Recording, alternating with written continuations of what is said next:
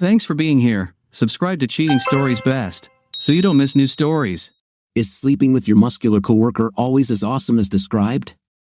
Today's story with a similar plot. Enjoy it!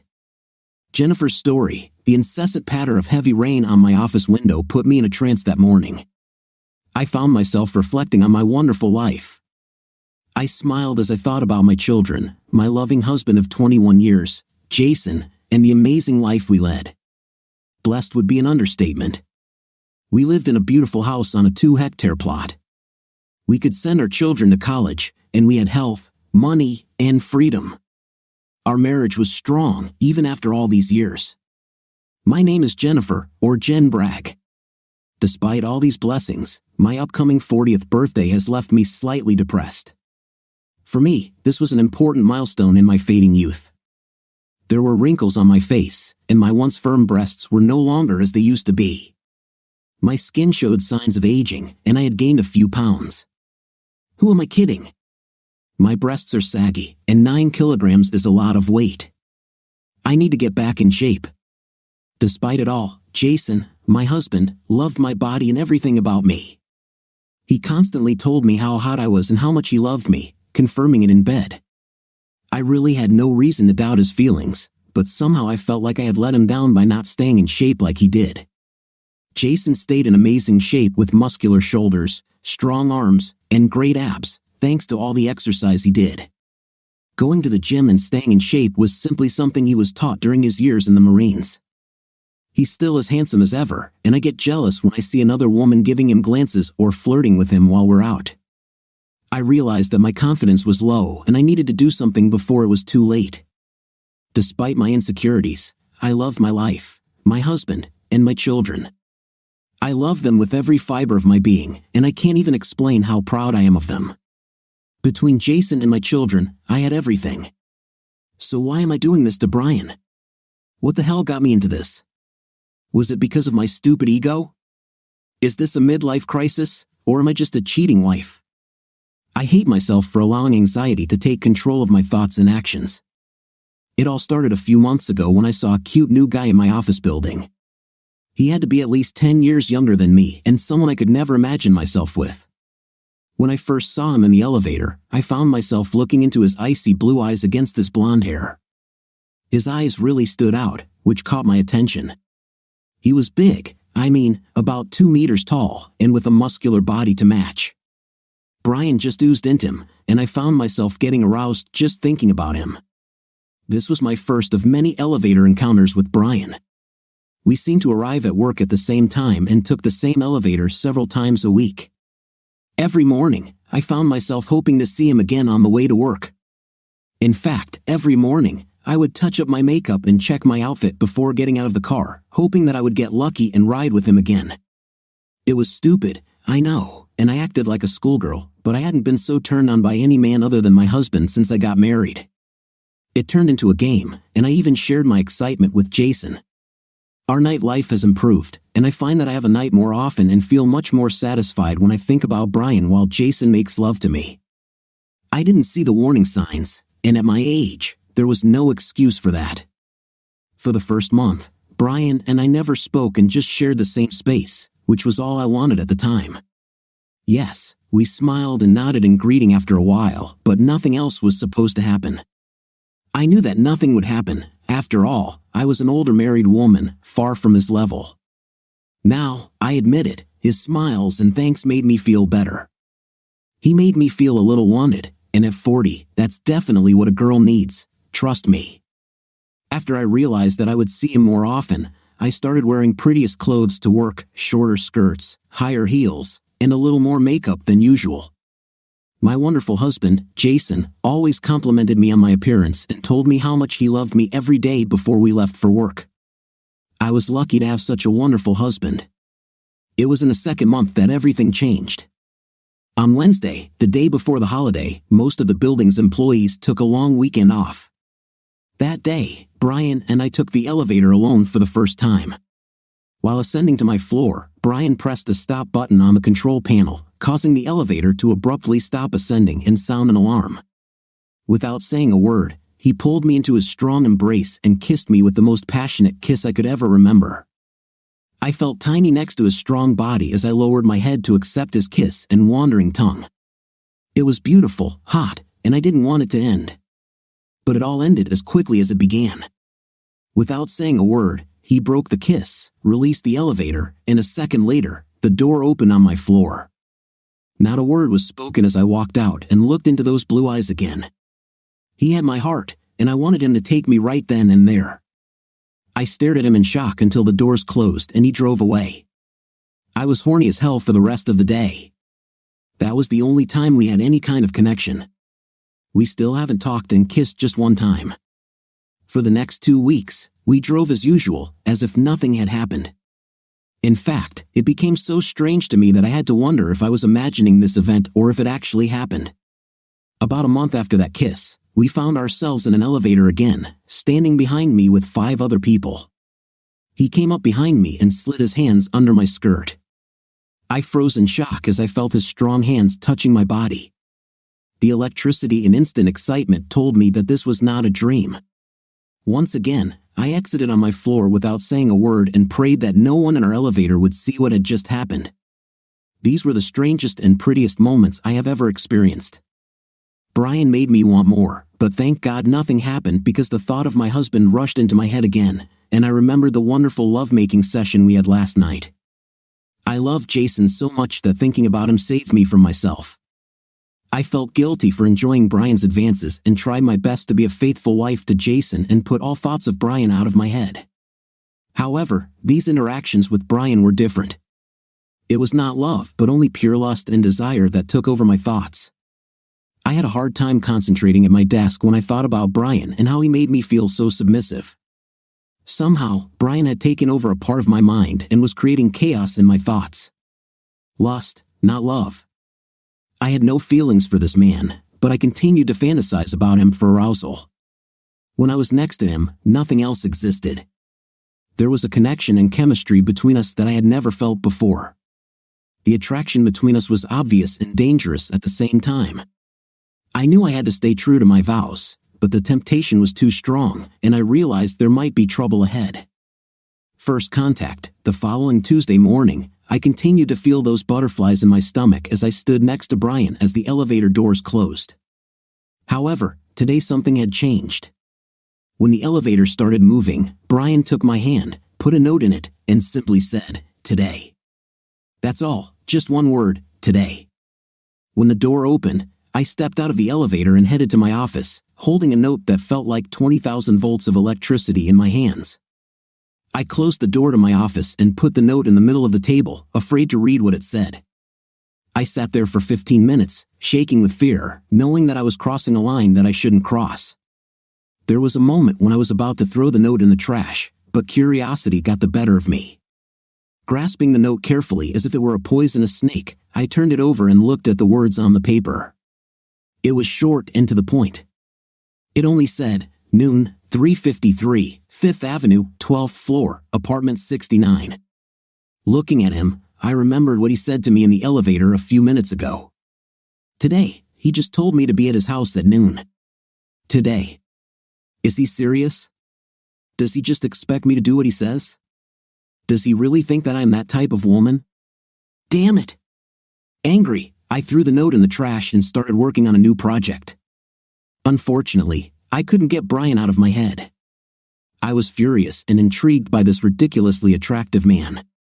He was a mystery, but also very nicely. Just knowing that he found me desirable made me fall under his spell. It was 11 o'clock when I decided to go there with the intention of finding out what he was up to and putting an end to these games. I needed to explain that I was a married woman and not available. I looked up the address online and found that it was only a 5-minute walk from the office, so at 11:45, I left the office and headed towards his apartment, feeling confident and powerful. I was finally going to talk to this person and get my life back on track. However, as I walked up to the 12th floor of his building, my confidence began to fade, and my intimate feelings began to sneak into my thoughts again. What did I do? Why did I go to a man's apartment in the middle of the day? The man I've been flirting with for the past 6 months, the man I kissed and let touch me in public. I must be the craziest woman in the world. These were my thoughts as I stood in front of his door to apartment number 69. Before I could change my mind and leave, the door opened and Brian stood there, shirtless, showing off his amazing body and wearing only tight gym shorts. His massive shoulders, large muscles, and six-pack abs immediately made me horny again. It was like a chapter from 50 Shades of Grey. He lived in a converted warehouse apartment, which was something out of the ordinary. I knew I shouldn't have been there, but the excitement was too much, and I enjoyed his flirtation and danger. I knew I could stop whenever I wanted, but I just needed to know more about this mystery man. When I entered his apartment, he pulled me into his arms and, without saying a word, kissed me just like in the elevator. But this time, I kissed him back with more passion. We must have been kissing for several minutes. He forcefully pulled my blouse off and ordered me to take off my skirt. I was fascinated by him and obeyed him without hesitation. I didn't think about Jason or my family, only about his orders. As I stood in front of him in just my bra, pantyhose, and heels, he looked me up and down and then led me to his couch. Because the apartment was an old warehouse building, it had uncovered ceiling-to-floor windows. It felt like the whole world was watching us as I sat up and looked into his beautiful eyes. Brian dropped his shorts in one motion and stood without clothes before me. I gasped when I saw his size and girth, and somehow, I was bewitched. Without thinking about my husband, marriage, or children, I was delighted with his beauty and power. Without any expression, he just looked at me and said, "Take off your underwear and let me look at you." And again, without thinking about anything other than this man, I undressed and stood without clothes in front of him, trying to cover myself with my hands. "No, put your hands down. Your body is beautiful, and I want to worship it before I take you, baby." I felt my body shake as he said those words. His eyes roamed over me with lust as my confidence grew. Taking off the rest of my clothes, he pulled me towards him and sat me astride his legs. As I closed my eyes and leaned my head back, Brian stood up and led me to the 14th ceiling-to-floor windows overlooking the city. He lowered me to the floor and turned me around so I was facing out as he took me from behind, and we started having a night for everyone to see. I could have sworn that the people in the building across the street could see us doing this. It was so bad and exciting, and I didn't care who was watching or what they saw. He turned me into a promiscuous girl of easy virtue, and I enjoyed every second. After 5 minutes of hard intim, I felt the most intense pleasure I had ever experienced. When he finished having a night with me in front of the outside world, he lifted me up again. Brian was a big, strong man who apparently spent hours working out in the gym. He moved as if I were weightless and carried me to his bed, which was only a few feet from the window. Brian smiled, and then we started making love again for the second time. He was a machine, and a very powerful one at that. I never thought intim could be so intense. It wasn't love, it was just rough, powerful night. Like I said, this man was an intimate dynamo, powerful, big, fast, and not at all gentle. He used my body to satisfy his male urges that I foolishly believed came from my perfect body. Foolishly, I thought that it was my body that aroused this man, and I felt proud. I felt young again, and my confidence increased. Proud. I felt proud that I could still do it. In the near future, I would learn differently. Finally, we finished our powerful night. He then got off me and told me that I needed to get back to work and that I could use the shower since he had everything a girl could need in the guest bathroom. It was our first time, exciting and powerful. Later that day, back at my desk, I was smiling and in a great mood, feeling blissful. That ended instantly when Jason called me and asked if I wanted to go out to dinner with him after work. "Hello, honey. I was thinking about you today and wanted to treat you to dinner after work. What does your schedule look like, baby?" Everything I felt suddenly turned into a feeling of guilt that I didn't even know existed. The man I loved, my husband, was on the phone, inviting me to dinner. I didn't think about him all day, and suddenly tears welled up in my eyes, and I just said that I couldn't talk right now and that I'd call him back in an hour, and I hung up. My happiness turned to sadness, and I just sat and cried. No, I started crying when I thought about how I had betrayed my husband through a selfish act. I didn't know what to do. That night, I found myself showing special affection to Jason, and I had to restrain myself from revealing my guilt. I cuddled with him on the couch and made him feel good before we went to bed that night. This was completely out of character, as I only did this to him on special occasions or on his birthday. I couldn't let him make love to me after what I did that day, but I needed to give him as much love as possible. I prayed that this would be enough to take away the guilt I still felt. That night, he held me tightly and thanked me for making him feel so special. Tears rolled down my face from the guilt that continued to gnaw at me as he held me close to him and drifted off to sleep. I hated myself for enjoying what I did and how good it was. I couldn't let that happen again, no matter how much I wanted more. This only happened once and will never happen again. That's exactly what I was going to tell Brian the next morning. But he didn't say a word during our drive, and again, everything was as if nothing had happened, and everything was the same as always. No communication, just a smile and a nod. I decided to put it out of my mind and treat it like it was a dream. Nothing happened for the rest of the week. Jason and I had a great weekend and spent most of it in bed. I needed love, and I wanted Jason to take me back and make me his woman again. Jason made tender love to me several times that weekend. I loved the way he made me feel wanted, loved, and appreciated. However, I wanted to ask him to take me hard, but I didn't have the courage to ask for it yet. After having a night with Brian, I discovered that I needed to be perceived that way again, and I would work on letting Jason know my desires. The following Tuesday, in an elevator packed with people, it happened again. Brian slipped the note into my hand again as I was exiting the elevator. Before I could make a scene, protest, or say anything else, the door closed, and I was left alone again holding another note. This time, the note again contained one word: noon. He wanted to repeat what happened last Tuesday, ordering me to be there at noon. No questions, no conversations, just one word: noon. He treated me like a submissive, available girl and expected me to do what he said. I was angry as hell and paced around my office for over an hour, furious at what this man was doing to me. Brian was in my head and forcing me to do things I would never do, and as much as I hated him for it, it was strangely exhilarating. This excitement was what was missing in my life after raising kids and being married all these years. It was a game, and although I knew it was wrong, I needed the thrill.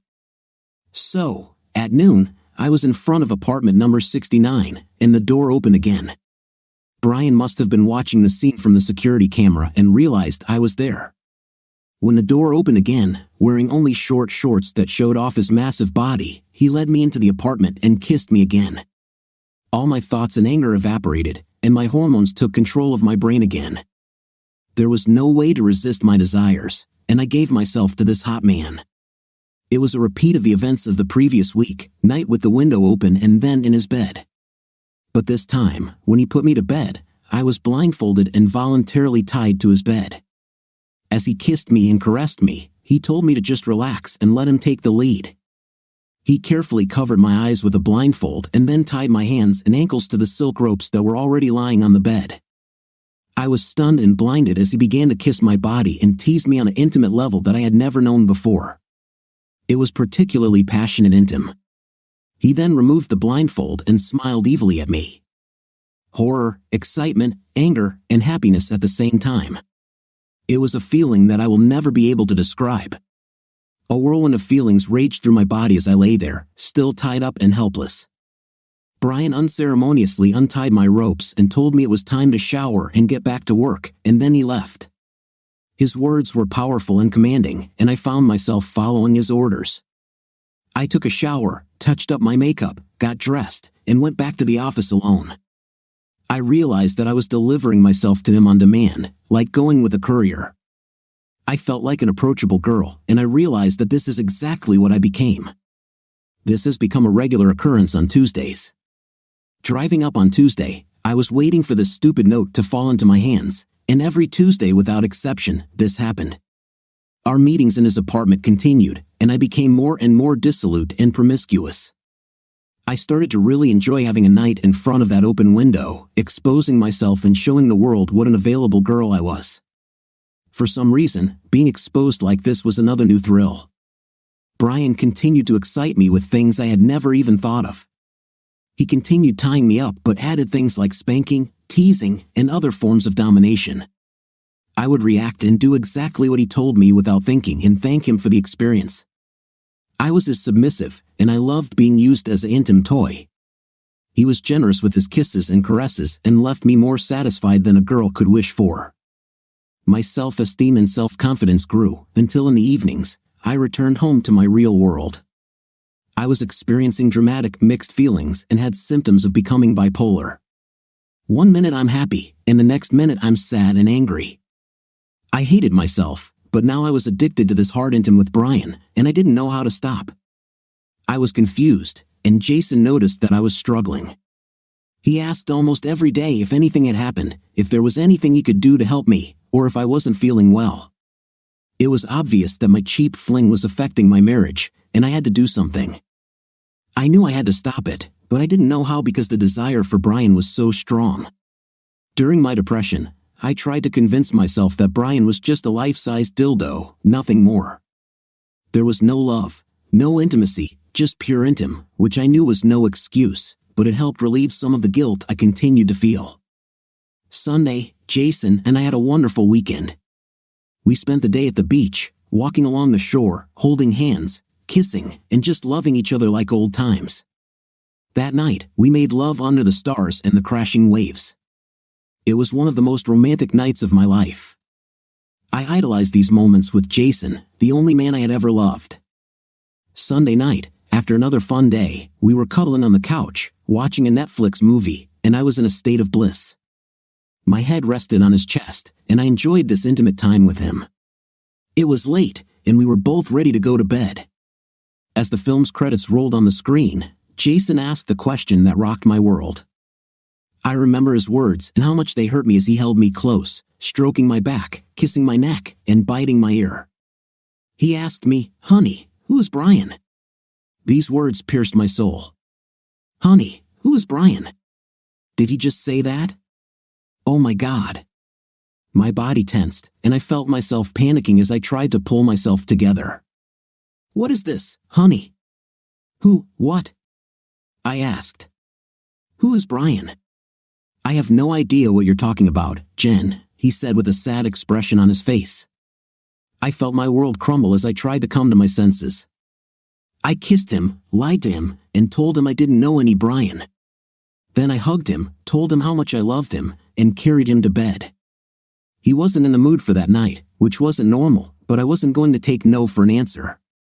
As I kissed him and gave him a nice goodnight, he thanked me and went to bed. He didn't hug me or kiss me or tell me he loved me. As we lay there falling asleep, my heart broke and tears flowed from my eyes at the thought of losing his love. I needed him to know that I loved him, and I held him close to me as we fell asleep.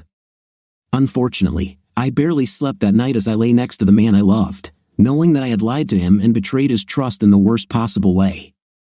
It was all on my conscience. He did nothing wrong and was a perfect husband. It was only my weakness that brought me to where I am today. I needed help and decided to call my older sister in the morning. She was the most sensible one in the family and the one I could trust. I knew she would be angry with me, but I needed her advice and help.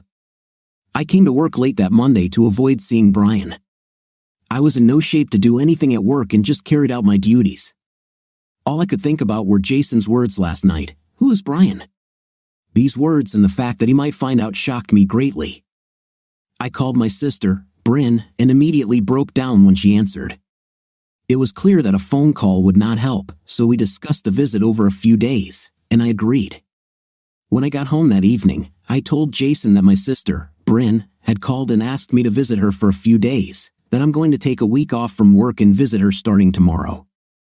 Jason told me that he understood and that I should go see her the next morning. I called work and took a week off. As one of the executive managers, I had some discretion regarding time off. I drove 4 hours to my sister's house in Sarasota, and when she opened the door, I hugged her tightly. The hug turned into 10 minutes of tears and sobbing as she simply hugged me and led me to the living room couch. Bryn was an intelligent woman with 10 years of life experience, and I prayed that she would help me solve my problem. After I had cried, Bryn handed me a large glass of wine and sat quietly. There was no pressure on me to speak as she sat relaxed and stoic. I felt small and weak as I looked at her and said, I had an affair and cheated on Jason. I immediately burst into another bout of sobbing, buried in my hands, and Bryn sat quietly and allowed me to let it out. It seemed like an hour passed before she finally spoke. "Does Jason know?" she asked. "I don't think so, but he asked me who Brian was because apparently I was screaming his name during our 2 lovemaking sessions," I replied. "Wow, this is not good. You understand that Jason is not a stupid person, and if you did this, then he knows that something is going on. What's your plan, Bryn?" she asked. "I don't know. I'm lost, and that's why I'm here. I need your help and wisdom. This is all wrong, and I'm going crazy with guilt. I love Jason so much, and I don't want to hurt him. And if he finds out, it will destroy him and our marriage," I said, tears welling up again. "Jennifer, you know how I feel about cheating. You know David cheated on me, and I destroyed him in the divorce because of it. What you're doing to Jason is unforgivable, and I'm not happy with you at all. Jason has been a wonderful father to your children, and everyone in the family loves him. Your deception will hurt more than just Jason. This will affect your children, our family, and your friends.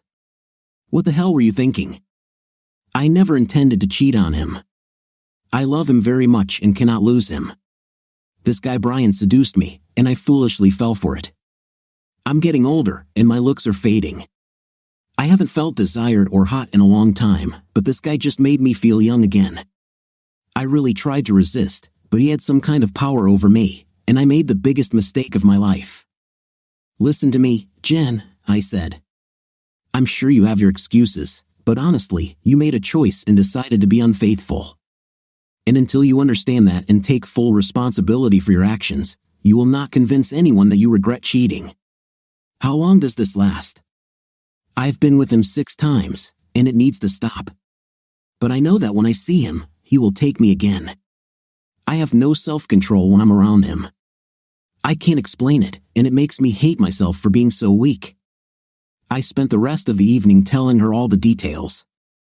She was shocked by the intensity of our affair and agreed with me that I was under intimate influence that needed to be freed.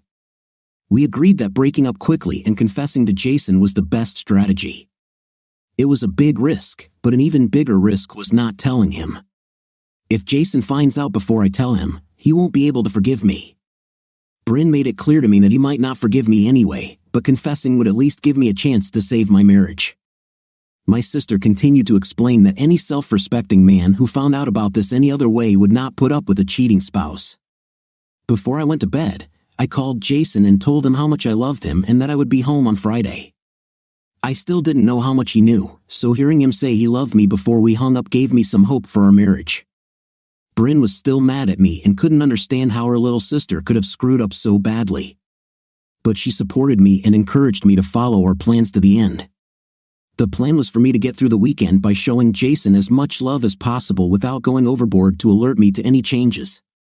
I would look for Brian on Monday and tell him it's over and make sure he knows to leave me alone. I would explain that it was a mistake and I would never be with him again. On the way home on Friday, I made a reservation at Jason's favorite Italian restaurant to treat him for the evening and show him how important he was to me.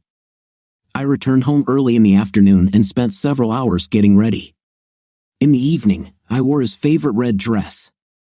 After spending a week away from him, I realized how much I missed him and wanted him to forgive me.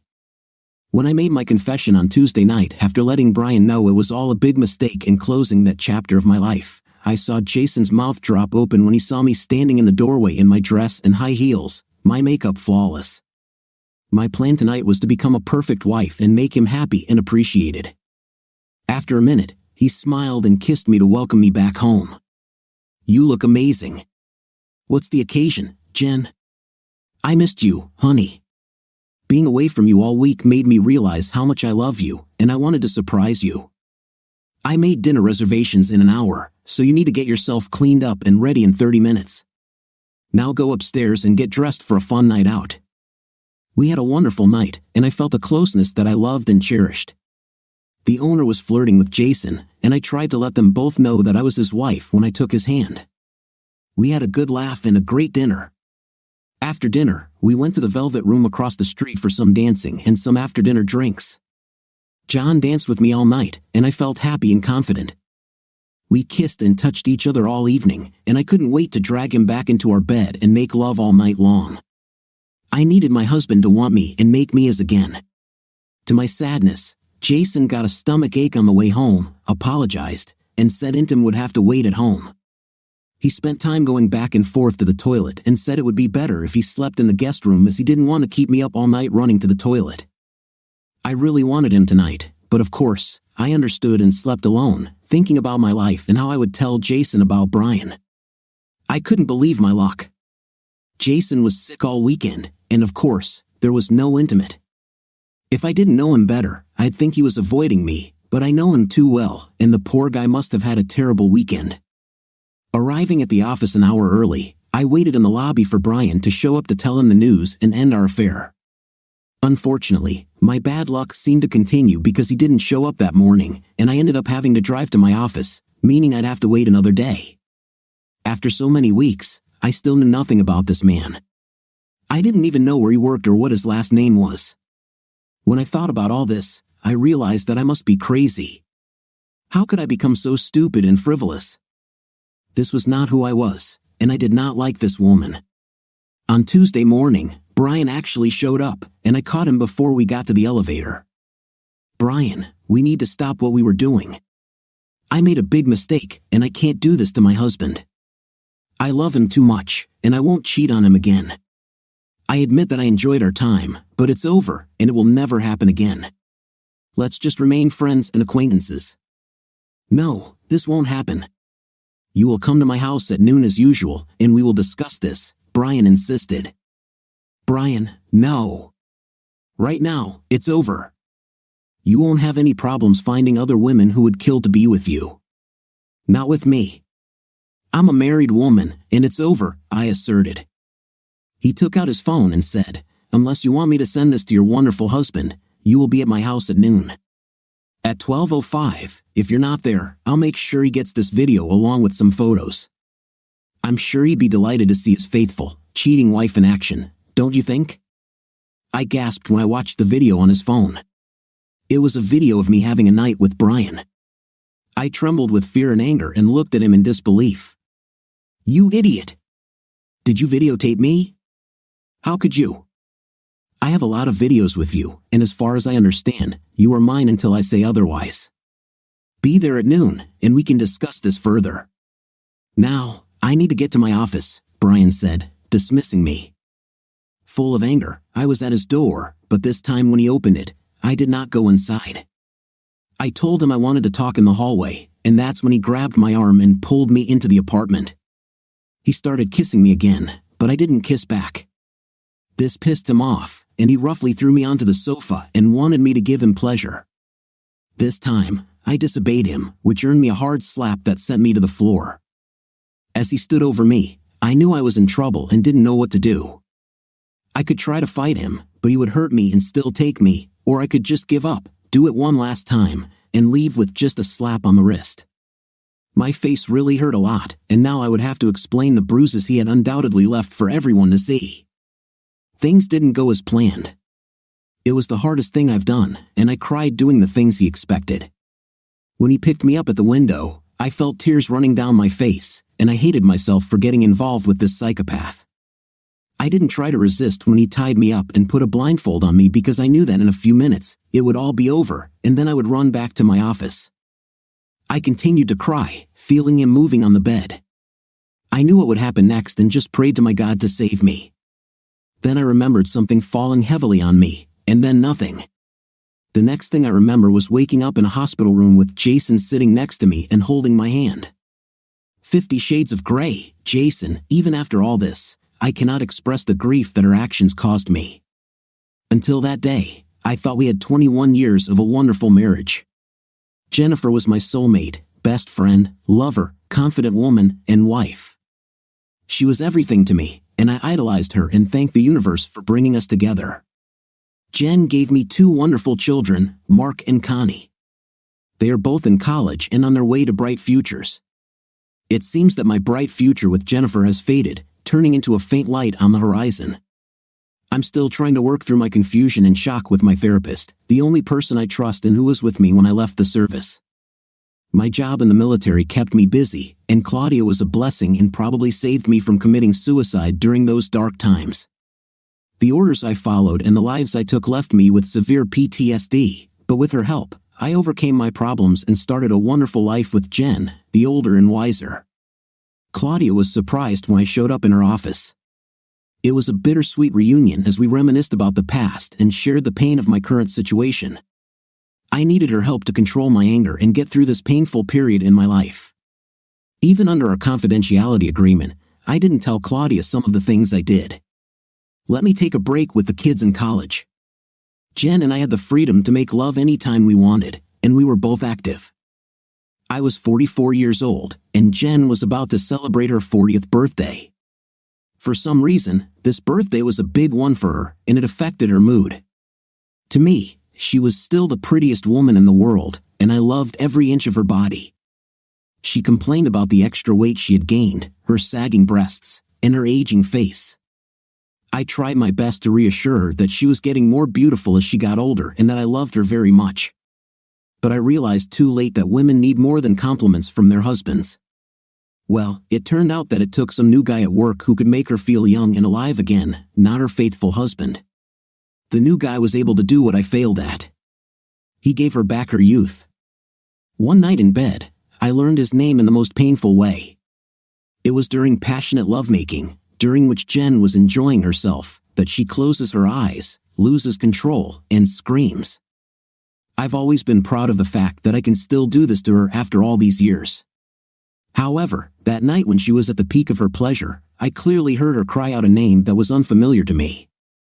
My eyes opened wide, and I felt a knife in my back as I heard her intimate sounds. Yes, Brian. I'm not stupid, and I immediately realized that there was another man in bed with us, not physically, but mentally. A man I didn't know was now part of her life. It hurt, and I was jealous, but I didn't know the facts and was unable to react. I kept silent about what I heard, finished our session, cleaned myself up, and fell asleep in each other's arms. Of course, I didn't fall asleep as I lay there for the next 3 hours thinking about that single statement. I tried to convince myself that I had misunderstood, but I pushed the thought aside when I remembered how clearly she had said his name. Then I thought that he was just a man she had made up, maybe an actor or some famous guy. I had no idea and struggled with my thoughts all night. The next day in my office, I decided to follow my inner feelings, which have never let me down. One of my witty friends used to own a security company with its own staff of investigators. I met him for lunch and discussed my problem. He asked me a few questions about her work and activities, saying that he would look into everything for me and would just try to keep things as normal as possible so as not to make her suspicious. On the way home, I reflected on what I had started and wondered if it was the right thing. Why didn't I just ask Jen about this? I figured she would deny it or make up some excuse, and I would never know. There were no signs of anything at the time, so why did I become suspicious just because of that? I couldn't answer my own question, but over the years and through my training, I had learned to follow my gut instincts, and they told me to find out more about this Brian. My instincts helped me survive the most dangerous times in the Army. This saved the lives of me and my colleagues several times. One example was in Fallujah, Iraq, during a house-to-house search. The 4 of us were entering a building in formation when suddenly this feeling took over my body, telling me of imminent danger. I ordered my men to stop and exit through the doorway back to our truck. Less than 30 seconds after they left the hotel grounds, the entire building exploded, sending debris flying 100 feet away. We would all have died immediately if we had not come out. There were 3 more similar incidents, and after that, the team never questioned my instincts. Those same feelings were now returning, and I had no way to deny them. Sure enough, a week later, Jimmy, a former Marine friend of mine, called me and told me about a guy named Brian Simmons who works in the same building as my wife. They followed Brian to his office and watched the 2 flirt in the elevator, but nothing else for now. They were going to continue monitoring for a week to see if anything came up and to make sure everything was fine at my home. At home, I really tried to keep my sanity and act like a loving husband, but I noticed that Jen was becoming sullen, happy one minute, angry the next. The best way I can describe her personality at the time was bipolar. It was clear that something was wrong, and I tried to figure out what was bothering her, but she would get angry or simply not respond. I left her alone and tried to just be there for her like always. We still made love, but at times, I felt that her thoughts were somewhere far away. This was another sign that my suspicions might be correct. That weekend, I met with Jay, and he said they had some hints that something might be wrong and gave me a voice-activated recording device. He asked me to hide it in her purse before she left for work next week. On Monday, I put the recorder in her purse, safely hidden, but that day she changed her purse and did not take the recorder. That night, we made love, and I gave her everything I had to remind her how much I loved her and wanted to believe that I was wrong in my suspicions. Once again, I outdid myself and gave her pleasure. Unfortunately, I heard her call for Brian again with a quiet, barely audible sound. I struggled and did a great job as an actor as we cuddled and slept that night. I had better luck when I installed the recorder the next day, Tuesday, which turned out to be the exact day of her betrayal. Using a voice-activated digital voice recorder in her purse, they got all the information they needed after picking up the device while she was in the shower. I called Jay, met him that evening for a beer, and gave him the recorder. He said he would have information for me the next day. On Thursday afternoon, Jay called me and confirmed that my wife was, in fact, a cheater. I learned his name, where he lived, and when they met. Listening to their lovemaking sessions was harder than my most dangerous times in Iraq. Feelings of pain, insult, and betrayal were new to me and increased my desire for revenge. After listening to the recording for the 8th time, I realized that there was almost no conversation, but only the sounds of intim with some instructions, almost commands, from Brian to my wife. It seemed unreal. What kind of romance was this in which the lovers did not speak? Looking back, the last few weeks had been great until Monday night when she called Brian's name again. It's time to put an end to all this. So now that I knew the truth, I planned to say his name tonight to see how she would react. That evening, after listening to the recording, I once again demonstrated my acting skills. I was a loving husband as we had a nice dinner and watched a movie on Netflix. When the movie ended, we cuddled on the couch. I kissed her lovingly, nibbled her ear, and rubbed her large breasts, all the while trying to get her to relax and feel my love. She told me she loved me, and then she laid her head on my chest and made a sound softly. That's when I asked this question, Jen. Who is Brian? I heard her gasp softly and nervously replied, What do you mean? Simple question. Who is Brian? I asked, calmly, lovingly stroking her long hair. I don't know, baby. Why are you asking me this? Because the last 2 times we made love, you screamed his name. I'd just like to know who you're fantasizing about, that's all. Suddenly, I felt her tense in my arms, and I tried to come to my senses. I didn't expect an answer, and she never gave one other than to say I must have misunderstood. She didn't know any Brian, and she's sorry. I thought that she told me how much she loved me and had never loved anyone else. She did her best to convince me that it was a misunderstanding. It broke my heart to realize that she had willingly lied to me for the first time in my memory. When she said she didn't know Brian, I wanted to shake her until she confessed. But I calmed myself and decided to wait until I was done with my planning before getting into any confrontation. That night, after this conversation, she wanted to make love, but after listening to the tape and her lies, lovemaking or any intimate contact was out of the question. There was no way I was going to share my love with a woman who betrayed me and broke my trust. It's time to experience the pain.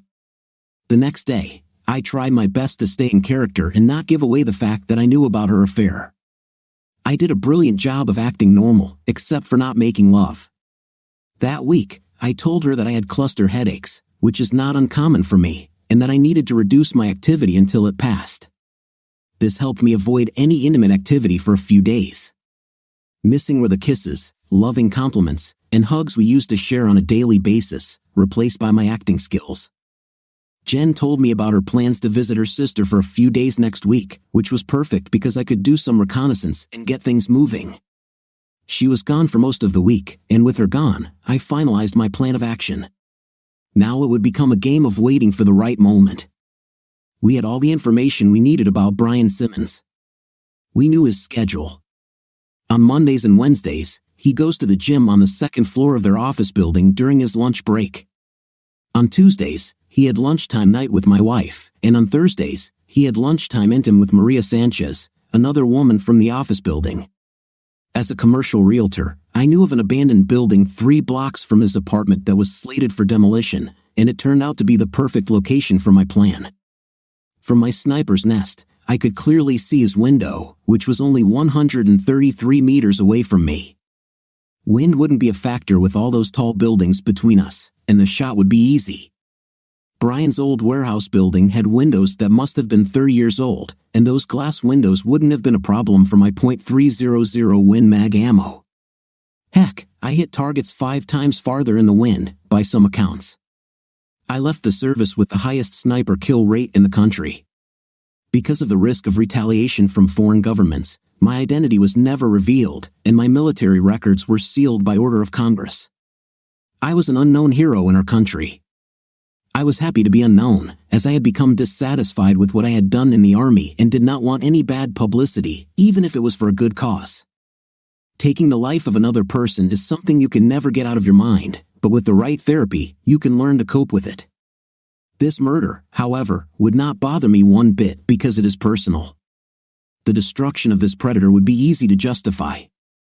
In my lifetime, my plan was simple: Brian the seducer will pay for his sins. My wife would have been there to witness and feel some of my pain. On Thursday, I sat in the nest and watched my target through the telescopic sight, which was having a night with Maria.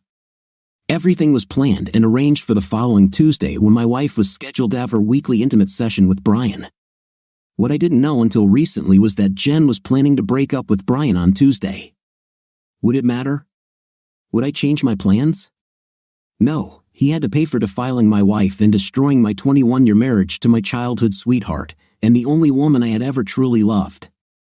Tuesday before sunrise, on that fateful Tuesday before the city woke up, I set up my Blazer 93, which was an unregistered souvenir from my time in the service, on the 13th floor of the abandoned building where my sniper nest had been prepared.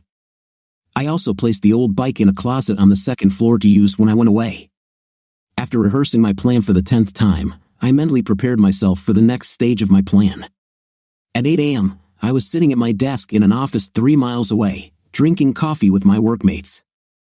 I tried to control my nerves by looking at my watch, and at 10:40, I left my cell phone in my desk drawer, walked out the back door of the office, and walked the 3 miles to the building, arriving there at exactly 11:30. My plan was to get back by 1 p.m. and make sure everyone in the office knew I was there to confirm my alibi. 10 minutes before noon, I was ready. My scope was adjusted to the desired range and ready for action. As noon approached, I watched the apartment through the scope and then felt a pain in my heart when I saw my wife enter the apartment. I watched as he roughly pulled her into his arms. Their kiss was the first thing I saw, and a feeling of fear and loss began to wash over me. I was confused when she pushed him away, and it looked like they were arguing. Then I saw him put her on her knees. I was close to losing my composure when I saw him hit her in the face. After a few minutes, he dragged her to the window and pressed her body without clothes against the glass, just as he had done with Maria. I saw tears on her face as I zoomed in through the scope. What I saw was not the image of a happy cheating spouse, it was more brutal than I imagined. There was no love here, which is what I expected. All I saw was Jennifer's compliance. I had a clear view of Brian through the scope as he picked her up at the window, but there was a risk of hitting Jen, so I waited patiently. I aimed the crosshairs back at the bed, where I assumed the action would soon take place. What I saw next shocked me to my core. As I watched in horror, my wife allowed him to tie her up. Who was this woman? She actually lived a double life, and I was in the dark. Was she into rough intimate and bondage after all these years? How could I not know her deepest desires? Watching what was happening, I aimed the sight at the target and began to wait for the exact moment, which came about 5 minutes later. I watched as he tied her up, laid her on the bed, and then walked around her for a few minutes. Then the time came. As he climbed on top of her, I noticed that he suddenly stopped moving. He seemed to be waiting for something. I wasn't sure, but that was my last thought. It was at that moment that my finger touched the trigger, and the projectile flew out of the rifle barrel, covering the distance to the target in a split second. As I watched through the scope, I saw his head snap to the side, and then saw his massive body fall limply onto my wife. I could only imagine what she was thinking at that moment, tied up, blindfolded, helpless under the weight of this large man who had blood running all over his face. I wanted to stay and watch, but time was now of the essence in my plan. Quickly disassembling the Blazer 93 into 3 small pieces, I placed them in my backpack and looked around the room for any possible clues. I took off my latex gloves, put the shell casing in my pocket, and checked the room one more time, closing the window before heading down the stairs to my exit. I took the bike out of the closet, and on my way back to the office, threw the 3 separate parts into different parts of the river, along with the cartridge case. The backpack went into the dumpster, and 12 minutes later, I was back in my office. I made sure everyone in the office saw me and made a few calls from my phone as soon as I got back. It wasn't a reliable alibi, but I figured it would be enough in case I was ever questioned. Consequences. The hospital called at 1:45 p.m., and I got to the hospital within 15 minutes. I ran into her room and saw 2 police officers at her door. Concentrating, I walked up to the room and started to walk in on my wife when they stopped me. "Who are you?" "I'm Jason Bragg, her husband." "Let me through," I said in a firm voice.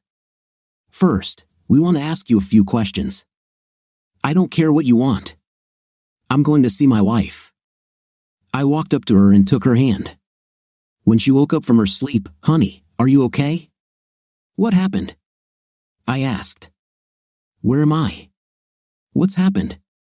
And why are the police here?" These are good questions. I was hoping you could tell me. "So, you don't know why you're here?" I remember the nurse was talking to someone, and I heard her say that I passed out from lack of oxygen.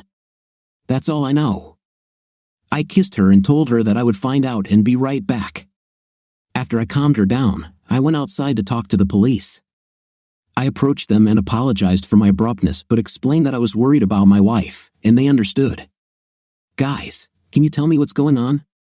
What happened, and why are the police outside my wife's room?" "Mr. Bragg, there was a murder today, and your wife was in the room with the victim." "Oh my God, someone was killed, and my wife was there? Who? Why?" I'm really confused. "Guys, give me something." "Mr. Bragg, did you know that your wife was having an affair with a certain Brian Simmons?" Using all my acting skills, I stood there with my mouth open in shock.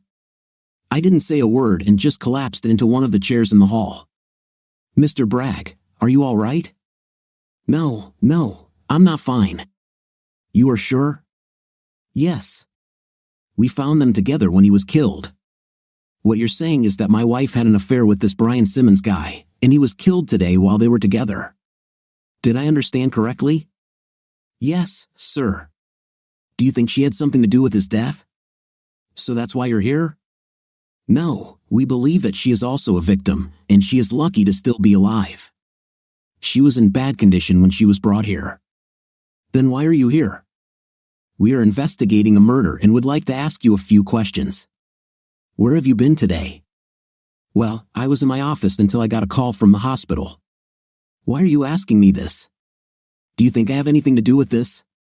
"No, it's just standard procedure to talk to your spouse." "So, you were in your office. Are there any witnesses who can say you were there all day?" "I'm sure there are, but I'm not going to answer any more questions until I get full information." "Maybe then, but not now. I'm too upset right now." I returned to the room, sat on the bed, and took her hand. As soon as she felt my hand, her eyes opened, and she looked at me in confusion. I kissed her tenderly and spoke, "Welcome back, honey. You keep falling asleep. Are you feeling well? Do you have any pain?" She shook her head and squeezed my hand tightly. I still loved her, but I hated what she had set in motion. We sat quietly as I prepared myself for what was coming next.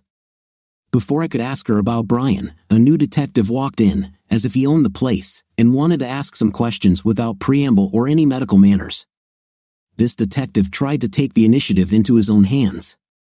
"Mrs. Bragg, do you remember what happened today?" She was upset by these questions and answered him sharply, "No, I don't remember."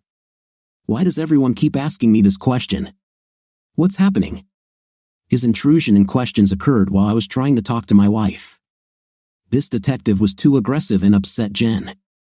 I immediately took the initiative, stood up to my full height, and spoke in an authoritative voice. "Sir, my wife has just recovered from an injury. I suggest you give her some time before you begin your interrogation. If you want our cooperation, if not, I'll ask you to leave or arrest her for something. But based on your aggressive questioning and behavior, I don't think we'll be answering any questions without our attorney present." He quickly changed his approach and tried to be my friend, explaining that he just needed answers to some questions to help find the killer. I told him in a stern voice to either be patient and give her some time or he wouldn't get any answers. He watched in shock at my assertiveness because most people simply obey law enforcement without question. I wasn't one of those people. After he left the room, I saw my wife smiling and proud that her man was protecting her. After the room was empty and I was alone with my wife, I asked her questions that would change our lives forever. "Jen, can you tell me what happened?"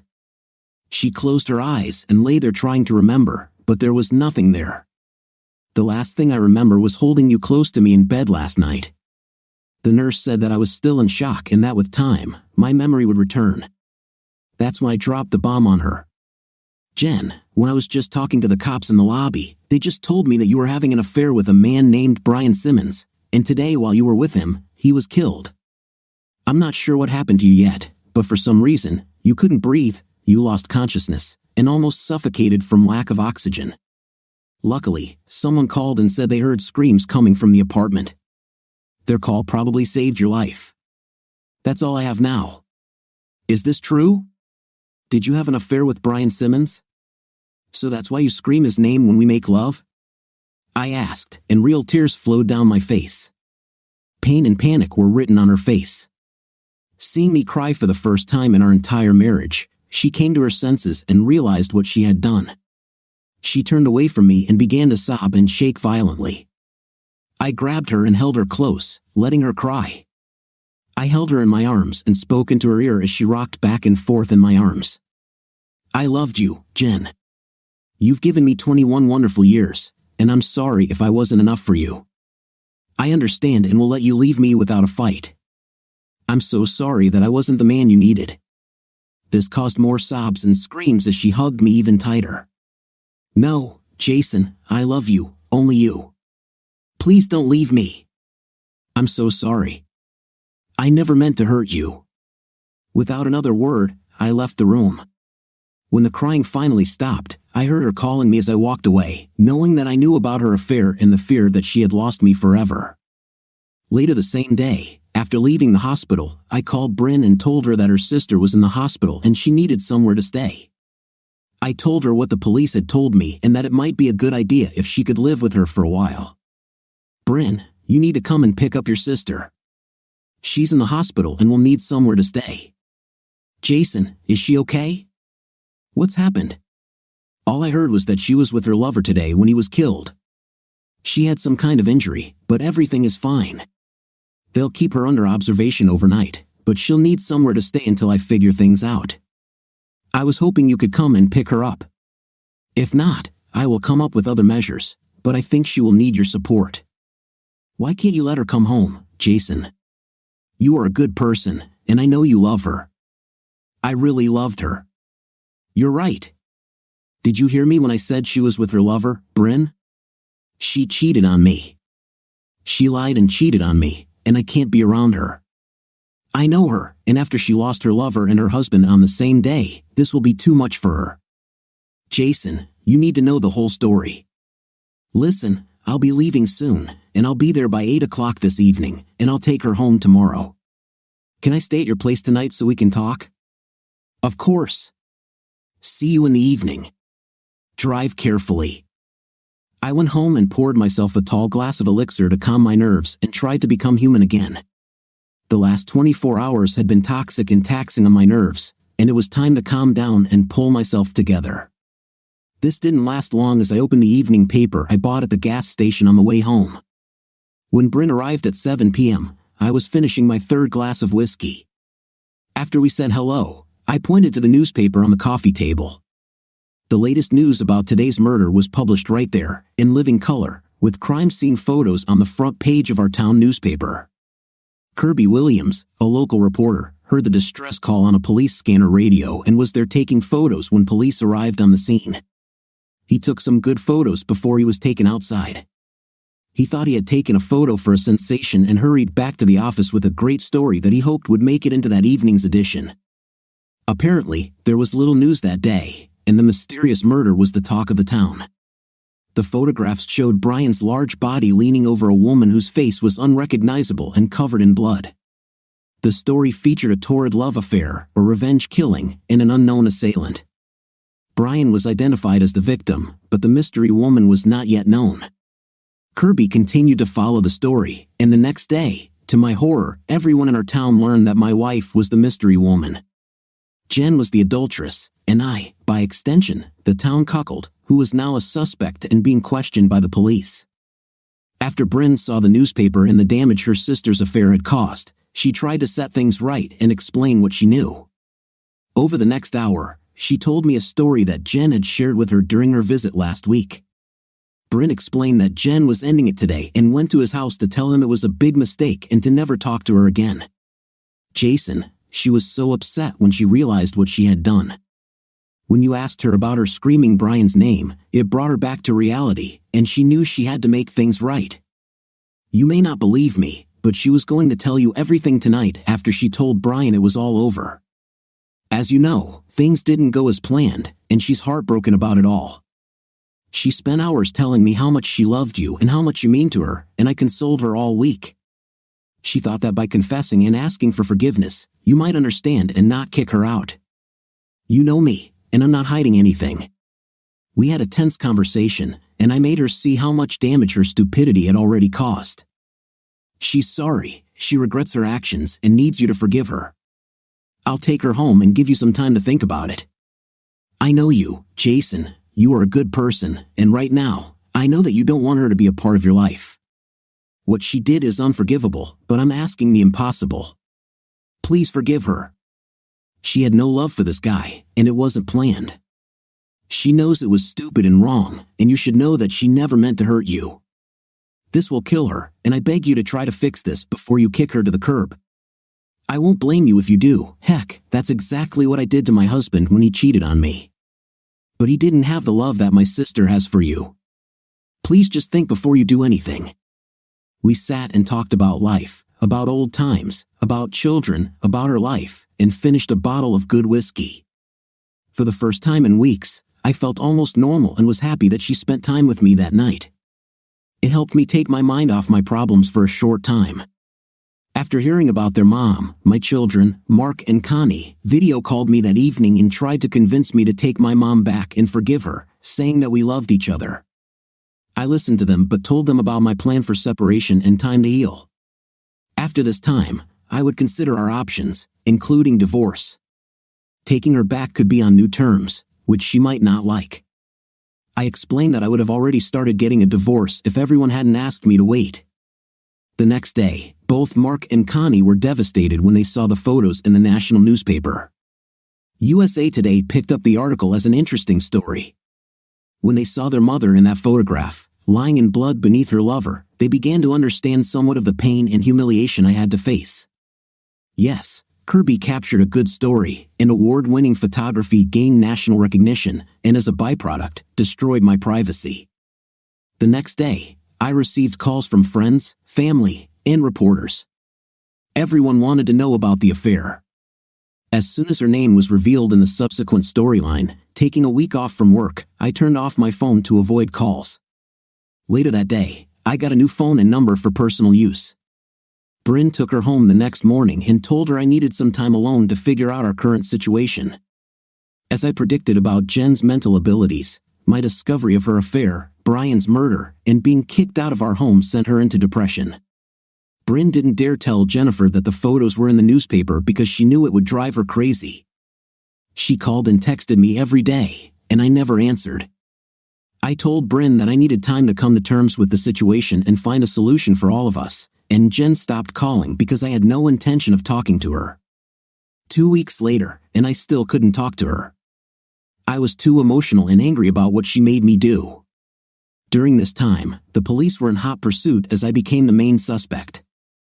They searched my house, talked to my neighbors and colleagues, checked my alibi, and brought me in for questioning several times. My lawyer was helpful, but that didn't stop them. To my horror, I was now the talk of the town, all because of my cheating wife. Sergeant Smith, the lead detective on the case, was sure that I was the killer because the only other suspect was Maria's husband, who was out of town and did not know that he also had an adulterous wife. Smith was now looking into my background and called me in for some further questioning. "Mr. Bragg, I see that you spent several years in the Marines and have an honorable discharge, but no other service record. Could you tell me what your role was in the Marine Corps?" "I'm sorry, but this information is classified." This angered Smith. "I know this, Bragg. I've been trying to open files for the last week. This is top secret material, and no one will give me any information. I was hoping you could fill in the blanks." "Well, I'm sorry, but I signed several high-level non-disclosure agreements that will get me in big trouble if I talk about them. National security and all that," I said with a grin. "Bragg, I'll be honest with you here. I think you knew your wife was having an affair, and I think you used your service skills to kill Brian Simmons. The bullet used to kill Brian Simmons was the type of ammunition used by the military. I was told that it was usually used by snipers. Do you know anything about this?" "I can't say, Sergeant. It's a shame I can't help you, and I wish you luck in finding his killer. Every meeting went something like this, and my lawyer advised me to cooperate but to offer as little as possible, giving only short answers. There were several similar meetings and many requests to open my file, but to no avail. I was protected, and unless Smith was acting on something more than his intuition, no case was brought against me. I agreed to talk to Jen 2.5 weeks later, after several calls from Bryn begging me to talk to my wife. Bryn explained that all she had done was sit in her room and cry since she got there. She needed help, and maybe talking to me could help. One evening, I gave in and started talking. When she handed the phone to Jen, I had a hard time recognizing her voice. Her voice sounded so weak and distant, and for a second, I was worried about her. "Jason, could you please let me home? I miss you so much, and I need you to forgive me, please." Hearing her voice, I got angry again and mistakenly attacked her. "No, not yet. I'm not sure if you're aware of this, but because of your affair with Brian, I'm now the prime suspect in his murder. So not only have you made me your cuckold, but you've also made me the prime suspect in a murder investigation. And now that everyone knows that you were in the photographs, reporters, relatives, and friends are calling me. My life has now become a living hell, and you coming home now would not be good for any of us. You should wait until things calm down. Jen, I can't believe you ruined our marriage, destroyed my love for you, and ruined my life. I hope Brian was worth it," I said. "What photos?" she asked in surprise. "You do not know? Crime scene photos of you and your lover have been all over the newspapers for the past 2 weeks. I'm guessing Bryn didn't show them to you. Well, you're famous now, Jen, congratulations. They call you the Scarlet Treasure because in the pictures, you were covered in his blood." I sighed, and then Bryn grabbed the phone and asked me what I said because Jen just collapsed on the couch.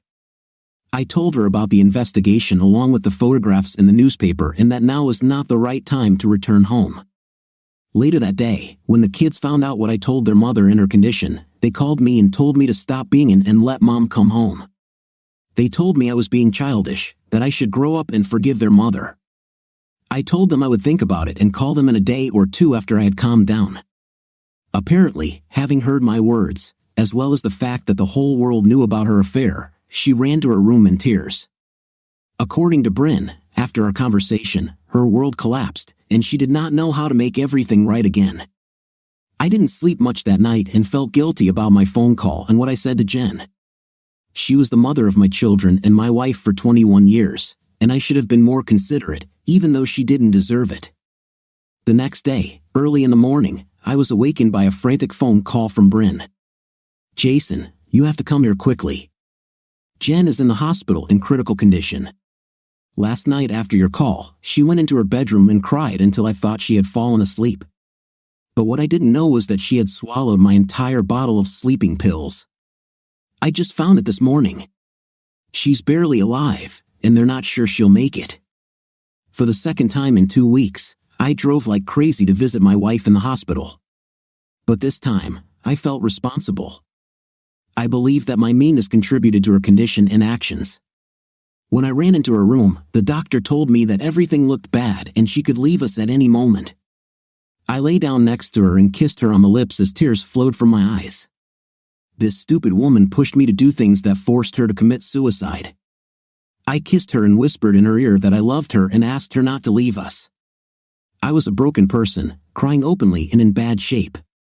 The guilt and shame I felt were overwhelming, and when the priest came in to administer the last rites, I broke down and sobbed uncontrollably.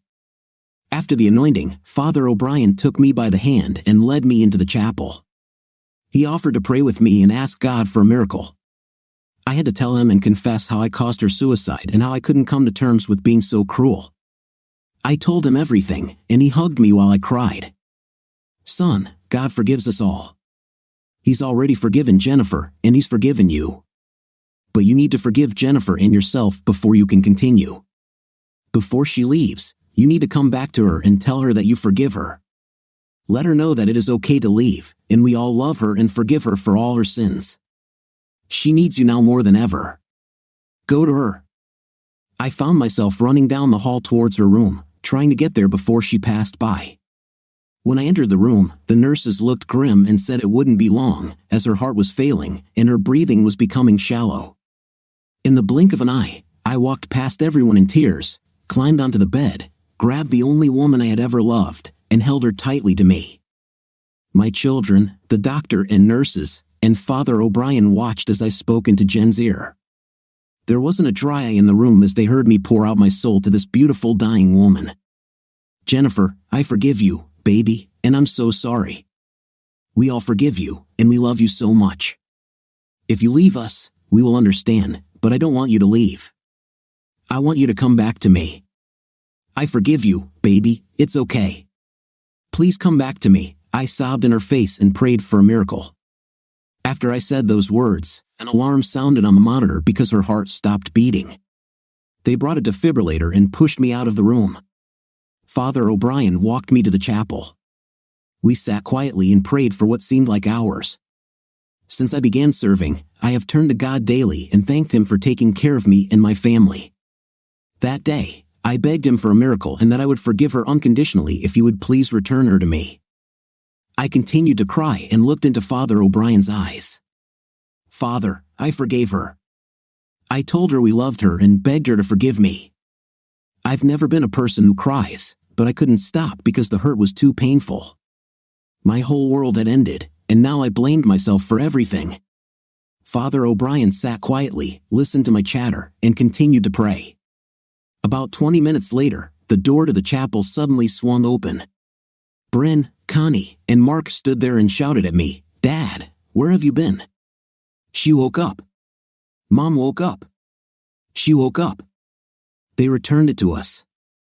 I ran down the hallway faster than ever before, and everyone tried to keep up. When I entered the room, I saw the miracle I had been praying for. I fell to my knees when I saw Jennifer lying there with her eyes open. When she saw me, she extended her hand, and I saw tears rolling from her eyes. I approached her while the doctors continued to monitor the situation. The doctor later told us that he had never seen anything like it before. Jen had been dead for at least 6 minutes when the heart monitor suddenly came to life. He said it was a miracle and something from medical books. I leaned closer as she spoke in a low voice. "Did I dream or did I actually hear you say you forgive me?" she asked. "Yeah, baby. I'm sorry I ruined everything. So much. Forget it. It's all behind us. We need to cure you and bring you home." "Can I go home?" she asked with a surprised look, still crying. "Of course. Home is not home without you, baby." After recovering and spending a week in the hospital's psychiatric ward, Jen returned home and became her old self again. She took time off from work and spent time at home, seeing Claudia, her therapist, twice a week alone and once a week together for the next 6 months. Claudia was able to help Jen regain her confidence and understand what made her succumb to Brian's seduction. Jen was misled about Brian's sphere of influence and his authority. With the help of some hypnotherapy, she remembered that this was how her father had treated her mother before he abandoned them when she was only 12 years old. Somehow, these memories made her realize that her father's behavior had pushed her to seduce Brian. In essence, Jen had serious daddy issues that made her easy prey for predators like Brian. Thanks to Claudia for helping her understand these feelings and how to deal with them in the future. Couples activities brought them back together, and they came up with solutions to make sure something like this didn't happen again. There would be much closer communication between them, and no lies and deceit would be tolerated. Jen would have a lot of work to do to return to the level of trust she once enjoyed. She was willing to do whatever it took to save her marriage and worked hard every day to get him back. Jason and Jen moved shortly after the incident to avoid the scrutiny of city residents. Jen was now something of a celebrity, but not in a good way. They decided to move closer to her sister and start a new life with new friends. True to his word, Jason forgave her and never brought up the incident again. After their therapy sessions ended, they sold their house, moved closer to Brina, and began attending Father O'Brien's church. Jason's prayers were answered, and the only woman he had ever loved returned to him. He knew it was a miracle and thanked God every day. Jason and Jen became active members of the church and felt they needed to repay all their blessings. And they were truly blessed. Of course, the children forgave their mother and were there to support her. Their unconditional love helped Jen realize how lucky she was and how close she came to losing everything, including her life. Jason was happy again, and all was right with the world. Brian's murder remains a cold case file. Sergeant Smith continued to work on this until the day he retired 12 years later. He always believed that Jason was the shooter, however, the killer was never found. What do you think of our story today? I thought the situation was interesting enough. The only good thing was that the husband made sure that the next time his wife didn't want to be with Brian, he saw the tears. What do you think? Write it in the comments. See you in the next video.